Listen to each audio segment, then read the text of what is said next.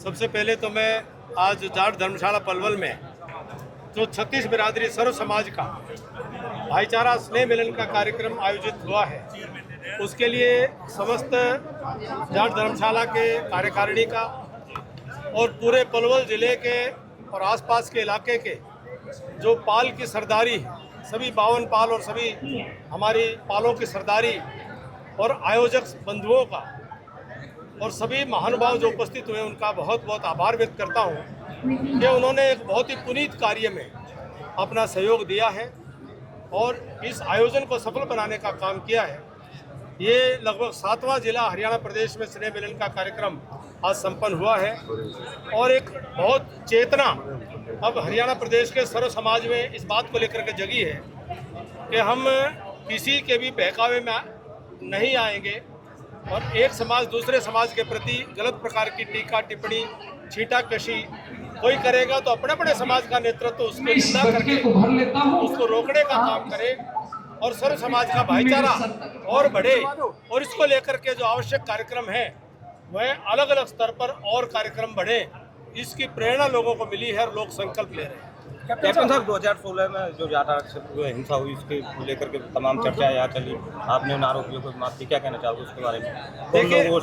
देखिए 2016 का जो कुल मामला है वो मामला कुछ नौजवानों के उकसावे में आकर के भूल और गलती का केवल मामला नहीं है, उसके पीछे एक बहुत बड़ी गहरी राजनीतिक साजिश बड़ी स्पष्ट तौर पर दिखाई दी कि जिसमें ऐसे तत्व थे जो सत्ता जाने के बाद उनके मन में सत्ता को खोने का इतना भयंकर उनके तकलीफ थी।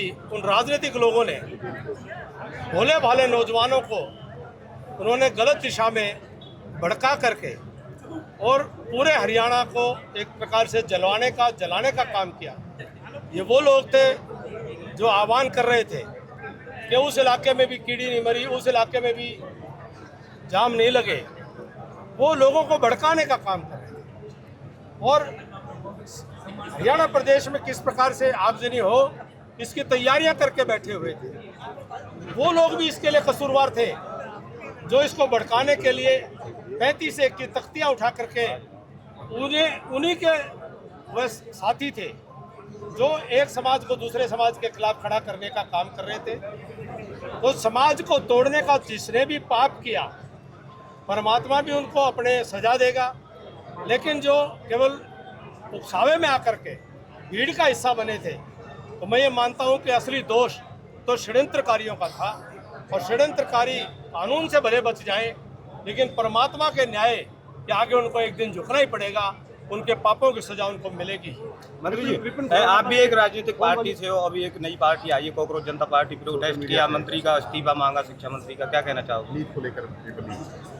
देखिए, इस प्रकार से जो नीट का पूरा मामला है सख्त से सख्त कार्रवाई इस पर की जा रही है। सीबीआई जांच तक उसमें आगे बढ़ चुकी है, दोषियों को पकड़ा जा रहा है और कानून अपना काम करेगा। सभी विपक्षी दल हैं वो अपनी बात को उठाना उनकी जिम्मेदारी है, वो भी उठाएं और सरकार अपना काम करे। कैप्टन साहब, आप दोनों ही पॉलिटिकल बैकग्राउंड से हो। अक्सर देखने को मिलता है कि जो पॉलिटिकल लोग होते हैं वो समाज के विभिन्न वर्गों को आपस में लड़ाकर अपने उल्लू सीधा करते हैं, अपनी राजनीतिक रोटियां सेकते हैं, और आप लोग इस लीग से अलग हटकर समाज को जोड़ने का काम करने को निकले हैं। तो आप क्या मंशा है आपकी? ये समाज को पहचानना होगा।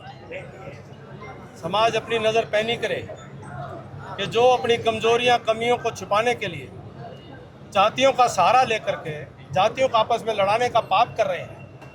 समाज ऐसे लोगों को सजा देने का काम करे और ऐसे लोगों को रोकने का काम करे। सामाजिक नेतृत्व के अंदर ये चेतना हो। मंत्री जी भी अपनी तरफ से कुछ बात कहें। भाईचारा स्नेह मिलन समारोह में पहुंचेगा, क्या कहना? बहुत सुंदर कार्यक्रम आज भाईचारा स्नेह सम्मेलन हुआ है जिसमें हमारे कैप्टन अभिमन्यु जी मुख्य अतिथि के रूप में हमारे बीच में समाज के लोगों को एक प्लेटफॉर्म पर लाकर सौहार्दपूर्ण समाज के लिए, अपने अपने प्रदेश और देश के लिए समाज का सकारात्मक चीज़ों में काम में लगे। बढ़ता हुआ भारत है, मजबूत भारत है। कुछ लोग इस समाज को लड़ा कर तोड़ना चाहते हैं, उनके मंसूबों पर पानी फिरता हुआ अब दिखाई दे रहा है। समाज के लोग जागरूक हो चुके हैं, समाज के लोग इस बात को समझ चुके हैं, उनके ना बहकावे में आने वाले हैं, ना उनकी जो नीति है उस पर चल रहे हैं। मंत्री जी, कैप्टन साहब ने आपसे मंच से अपील भी की थी भाईचारा बढ़ाने को लेकर, क्या कहोगे? हम उसके साथ हैं और हम लगातार इस बात पे भारतीय जनता पार्टी सनातन धर्म को, हिंदुत्व को एक प्लेटफॉर्म पर लेकर प्रदेश में SIR होने वाला है मंत्री जी, कांग्रेस बैठक कर रही है कि धांधली नहीं होने चाहिए। कांग्रेस पार्टी का काम है धांधली। 51 से लेकर अब तक कई बार SIR किया, सब SIR एक स्थिर प्रक्रिया है, लगातार होती है।